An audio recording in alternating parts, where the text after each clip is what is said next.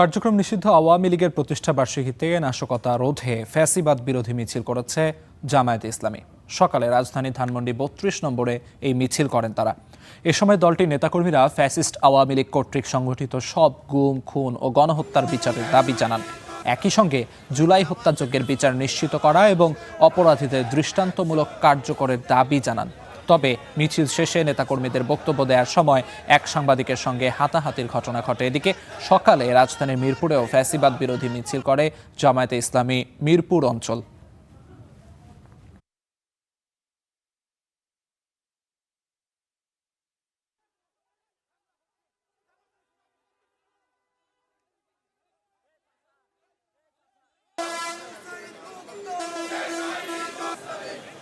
জামাতের ফ্যাসিবাদ বিরোধী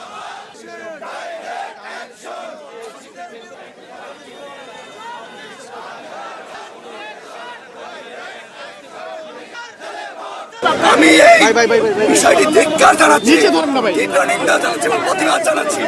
এদের কত বড় দৃষ্টান্ত গণমাধ্যম কর্মীদের কলার ধরে আমরা মারছি এরকম দেখি নাই। আওয়ামী লীগ হয়ে আসছে কেউ আপনারা তাহলে আপনারা কেন সাংবাদিক হামলা করলেন? মারবে না।